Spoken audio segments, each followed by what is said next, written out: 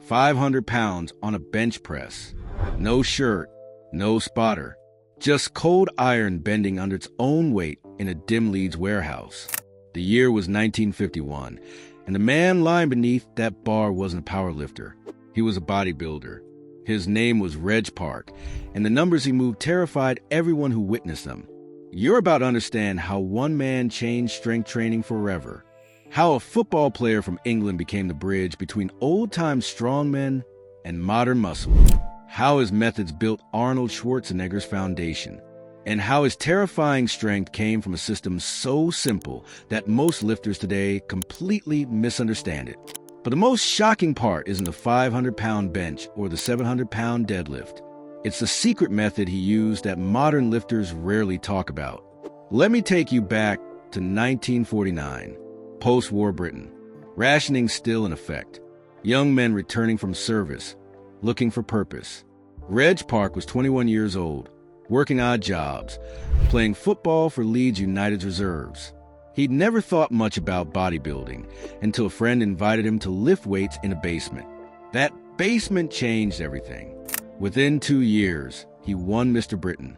The year after that, he became only the second British man ever to win the NABBA Mr. Universe title. Americans had dominated that stage since its creation. Steve Reeves, John Grymek, massive, symmetrical champions who seemed untouchable. But Reg Park brought something they didn't have. Raw, crushing strength that made other lifters step back. His early training looked nothing like typical bodybuilding. No mirrors, no music, no isolation work for hours. Just compound movements, heavy weights, sets of 5. The kind of training you'd see in a powerlifting gym, except powerlifting didn't officially exist yet. Picture this. A cold morning in Leeds, 1950. Chalk dust floating through shafts of gray light. Iron plates stacked against brick walls. Reg loads a barbell for squats. 2 plates per side. Then 4. Then 6. The bar bends slightly as he ducks under it. No belt. No knee sleeves. Just wool pants and determination. He descends. The weight pushes down on his spine. His thighs scream. But he drives up, locks out, breathes, and does it again. 5 reps, rest. 5 more reps. He does this 3 times with the same brutal weight. This was his system. 5 sets of 5 reps. Heavy, controlled, relentless. Nobody called it powerbuilding back then. They barely had a word for what Reg was doing. He was training like a strength athlete, but sculpting himself like a Greek statue, building muscle through sheer force instead of fancy techniques. By 1951, Reg Park could bench press 500 pounds. Think about what that means. Doug Hepburn in Canada had just done it first. Paul Anderson down in Georgia was squatting ridiculous numbers. These were dedicated strength athletes, men who lived to move weight. Reg Park was supposed to be posing on stage in a tiny suit, yet his bench press matched theirs. His squat climbed past 600 pounds. His deadlift touched 700, at a body weight of around 220 pounds. These numbers put him in conversations with the strongest men on earth, and he was doing it without modern equipment. No bench shirts adding 100 pounds to your press. No squat suits turning your legs into springs. No specialty bars designed to reduce strain. Just flat benches, straight barbells, and cast iron plates in unheated gyms. When Reg walked into the Mr. Universe contest in 1951, judges saw something new. Not just size, not just symmetry, but thickness, density. The kind of muscle that only comes from years under brutal weight. He won, and he made it look easy. But here's what most people missed.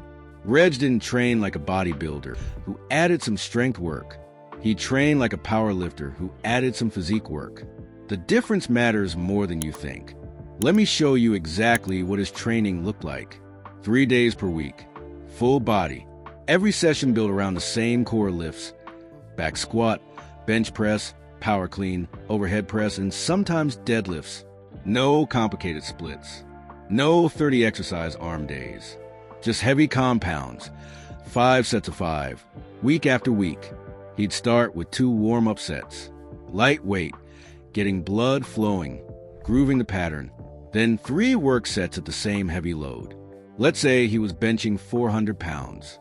He'd do 135 for 5, 225 for 5, then 400 for 5, 3 times. Simple, brutal, effective. This approach came from his strength and bulk course for the weightlifter and bodybuilder, a little booklet he wrote that later became legendary. He believed something most bodybuilders was arrogant, that strength builds size, not the other way around. Get stronger on the big lifts. Add weight to the bar every week. The muscle will follow like a shadow. And it did. By 1958, he won his second Mr. Universe title. By 1965, at age 37, he won his third. 3 decades at the top. 3 different eras of bodybuilding. Always built on the same foundation of terrifying strength. But there's a twist here. One that explains everything about how Reg became so strong. While everyone else was doing endless sets of curls and flies, Reg Park didn't build size and then add strength. He built terrifying strength first, and the size followed like a shadow. This wasn't an accident. It was his entire philosophy.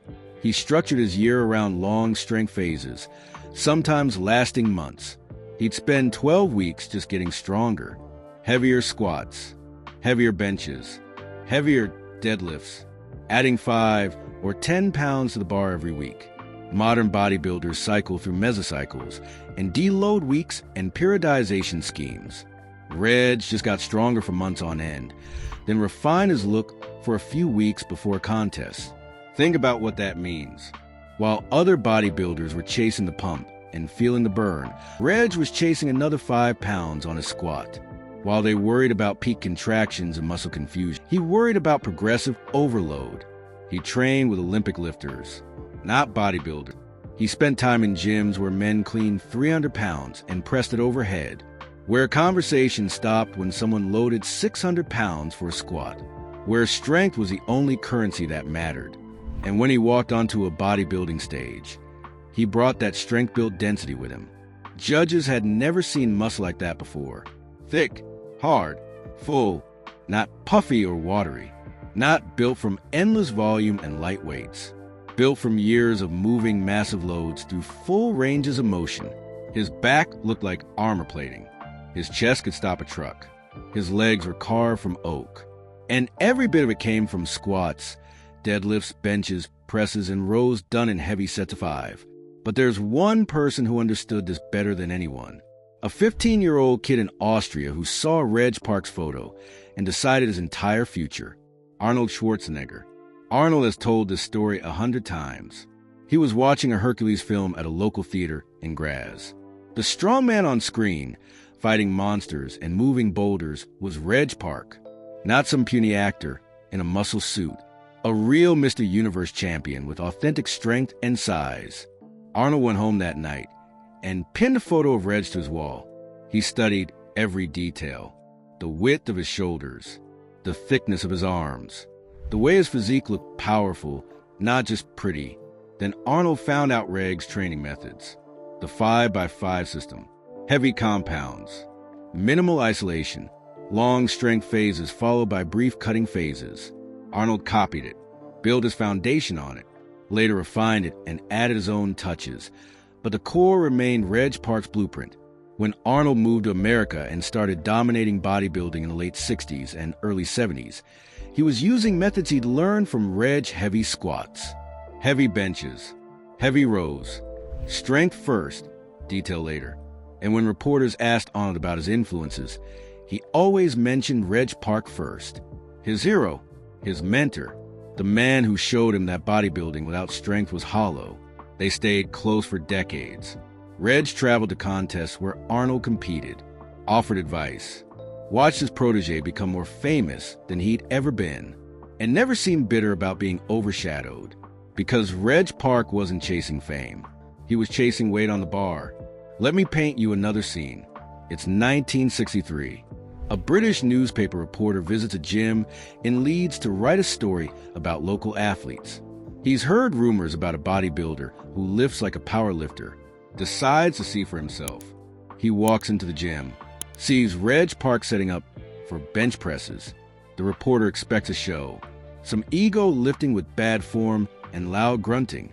Instead, he watches Reg methodically load the bar, 4 plates per side, then 5, then more, over 500 pounds. The bar sags in the middle from the weight. Reg lies back. No spotter, no fanfare. He unracks it alone, lowers it to his chest with control, and presses it back up. Smooth, powerful, terrifying. The reporter's article runs with a headline about the strongest bodybuilder in Britain, maybe the world. But most readers don't believe it. Bodybuilders aren't supposed to be that strong, except Reg Park was. And his strength came from a method so simple that it sounds too easy. 5 sets of 5 reps, 3 days a week, for months, for years, adding weight slowly, never missing workouts, never chasing shortcuts, no supplements beyond milk and eggs, no advanced recovery protocols, no massage therapists or physiotherapists, just food, sleep, and heavy iron. He ate like a king, steak by the pound, dozens of eggs per week, gallons of milk, potatoes, vegetables, cheese, even the occasional pint of Guinness. Not clean eating by modern standards, just massive quantities of whole foods to fuel massive training.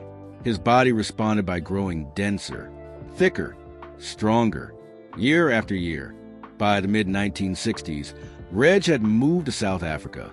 He opened gyms in Johannesburg, trained clients, built a business, but he never stopped lifting. Even into his 70s, he was teaching people proper squat form and pressing respectable weight. His influence spread quietly. Coaches started teaching 5x5 programs without always knowing they were echoing Reg Park. Strength athletes started blending powerlifting and bodybuilding without realizing Reg had done it first. The method became bigger than the man. And maybe that's exactly what he wanted. But here's what gets lost in modern fitness culture. We've split everything into categories. Powerlifters over here, bodybuilders over there, strongmen in another corner. Everyone in their lane, never crossing. Reg Park lived before those boundaries hardened. He could deadlift 700 pounds on Monday and pose for photographers on Wednesday. He could train with Olympic lifters in the morning and film a Hercules scene in the afternoon. He proved that strength and aesthetics aren't opposites. They're partners. One builds the other. One makes the other possible. When you squat 600 pounds for reps, your legs grow, not from the magic of muscle confusion or pre-exhaust supersets, from moving heavy weight through space repeatedly over time. When you bench 500 pounds, your chest grows, your shoulders grow, your triceps grow, because your body adapts to the demands you place on it. This is what modern lifters forget. They chase feelings instead of numbers. They worry about angles and tempo and mind-muscle connection, all useful tools. But none of them matter as much as progressive overload on compound movements. Reg Park understood this in 1950. Most lifters still don't understand it today. Let me give you his exact approach broken down. Because if you understand this, you understand how he became so terrifying strong while winning 3 Mr. Universe titles. Phase 1 lasted 12 to 16 weeks. Pure strength. 5 sets of 5 on squats, benches, deadlifts, overhead presses, and rows or power cleans. 3 days per week. Full body every session. Adding weight every week. Eating huge, sleeping hard. No cardio. No abs. Just heavy compounds and recovery. Phase 2 lasted 4 to 8 weeks. Volume increase. He'd add more exercises. Incline presses. Front squats. Dumbbell rows, isolation work for arms and calves, still doing some heavy 5s, but also sets of 8 to 12, starting to refine the look. Phase 3 lasted 2 to 4 weeks before contest. Final details: higher reps, more isolation, cleaning up the diet slightly, posing practice, but still pressing and squatting heavy, just with less volume. Then he'd compete, win, rest a few weeks, and start the cycle again with phase 1. Strength first, size second, details third. This order mattered. If you reverse it, you end up with a physique built on sand. Looks impressive until you try to lift anything heavy. Reg's physique was built on bedrock, forged under 600-pound squats and 500-pound benches. Every muscle earned through progressive overload, not shortcuts. And when he stood on stage next to other bodybuilders, judges could see the difference. His muscle looked different, denser, harder, more real, because it was built through real strength, not just volume work and posing. Now, if you're wondering how this compares to actual powerlifters of his era, here's the truth. Powerlifting as an organized sport didn't fully form until the early 1960s. Reg's prime was the 1950s. So there weren't many formal powerlifting competitions to compare against. But the strongest men of that time, Doug Hepburn, Paul Anderson, Norbert Skamansky, Tommy Kono, were posting similar or slightly higher numbers. Hepburn benched 500 first. Anderson squatted over 800 in some reports. These were full-time strength athletes. Reg Park was training maybe 12 to 15 hours per week and spending the rest of his time posing, doing films, and building his physique. Yet his bench matched Hepburn. His deadlift rivaled professional strength athletes. His squat would have placed him near the top of any early powerlifting meet. At 220 pounds body weight, 500-pound bench, 600-pound squat, and 700-pound deadlift was world-class, not just for bodybuilders, for anyone. And he did it without ever calling himself a powerlifter, without ever focusing purely on strength. He did it as a side effect of training correctly for muscle. That's the real lesson. If you train for strength using the right methods, muscle comes automatically. If you train for muscle using weak weights and high reps, you might get some size, but you'll never build the density and thickness that Reg Park carried. Strength builds everything else. Everything else builds nothing without strength. Let me take you to one more scene. It's 1970. Arnold is in South Africa visiting Reg. They're training together in one of Reg's gyms. Arnold is already Mr. Olympia by now, the most famous bodybuilder in the world, but he still seeks out Reg's advice. They load a bar for squats. Reg is 42 years old, past his competitive prime, but he still moves like an athlete, still strong, still disciplined. Arnold watches him squat, watches the control, the depth, the way Reg treats every rep like it matters. No wasted motion, no ego, just perfect execution with heavy weight. After the session, they sit and talk. Reg tells Arnold what he's learned over 20 years of heavy lifting. That consistency beats intensity. That simple beats complicated. That strength phases build more muscle than volume phases. Arnold listens. He's already learned these lessons. But hearing them from his hero again reinforces everything. Years later, Arnold will write about that day, about how Reg stayed strong into his 70s through the same principles he'd used in his 20s, about how the 5x5 system never stopped working because it was based on fundamentals, not trends. But there's a darker side to this story, one that most tributes ignore. Reg Park died in 2007 at age 79. Skin cancer that spread, a serious illness that took months. Even his terrifying strength couldn't fight that battle. His funeral in South Africa drew hundreds, old training partners, clients he'd coached, fans who'd watched him on film. Arnold sent a statement calling him one of the greatest influences on modern bodybuilding, but most of the fitness world barely noticed. Reg had been retired for decades. His films were forgotten, his training booklets out of print. A few websites kept his methods alive, but he'd become a footnote in bodybuilding history. Arnold's fame had eclipsed him completely, which seems unfair until you realize Reg never wanted the spotlight anyway. He wanted to be strong. He wanted to build muscle. He wanted to live a good life. And he did all three better than almost anyone. His legacy lives on in every 5x5 program taught today, in every power builder who squats heavy and poses after, in every coach who tells athletes to prioritize strength first. They might not know they're following Reg Park's blueprint, but they are, because what he discovered in those cold Leeds gyms in the 1950s remains true today. Strength builds size. Heavy compounds build dense muscle. Progressive overload, done consistently for years, create a physique that looks like it can move mountains. Not because of advanced techniques or secret supplements, but because the muscle is built through real work under real weight. That's what made Reg Park's strength terrifying.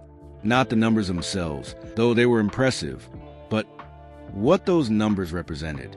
A body built to perform, a physique with purpose, muscles that could move 700 pounds off the floor and look incredible on stage. Modern bodybuilding split into two paths after Reg's era. One path chased size through volume, drugs, and isolation. The other path chased strength through compounds and progressive overload.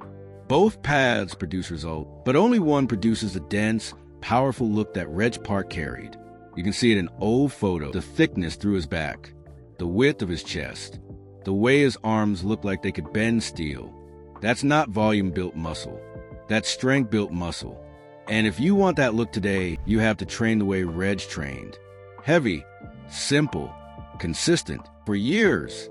No shortcuts, no tricks. Just 5 sets of 5 on the big lifts, 3 days a week, adding weight when you can, eating to support it, sleeping to recover from it. It worked in 1950. It works now. It will work 50 years from now. Because fundamentals don't change. Human physiology doesn't change. Adaptation to progressive overload doesn't change. Reg Park proved that real muscle begins with real strength. That bodybuilding without power is just posing. That the weights you move determine the physique you build. His 500-pound bench in 1951 sent a message that most people missed. That message was simple. Stop chasing feelings and start chasing numbers. Stop worrying about isolation and start worrying about progression. Stop training like you want to look strong and start training to actually be strong. The look will follow. It always does. It followed for Reg. It followed for Arnold. It will follow for you if you apply the same principles. 5 sets of 5, 3 days a week, heavy compounds, progressive overload, massive food, deep sleep, repeat for years. That's the secret that wasn't secret at all. Just simple. So simple that modern lifters think it can't work. So simple that they complicate it into uselessness. But Reg Park never complicated anything. He just showed up, loaded the bar, and got stronger, month after month, year after year, until he was pressing 500, squatting 600, and deadlifting 700 while winning Mr. Universe titles. Terrifying strength, built through simple methods. That's his legacy. And somewhere in a gym right now, someone is following a 5x5 program without knowing they're walking in Reg Park's footsteps. They're adding 5 pounds to their squat each week. They're benching heavy and eating big. They're building strength that will turn into size. They're doing exactly what Reg did 70 years ago. And it's working exactly the same way. Because real strength never goes out of style. Neither do the methods that build it.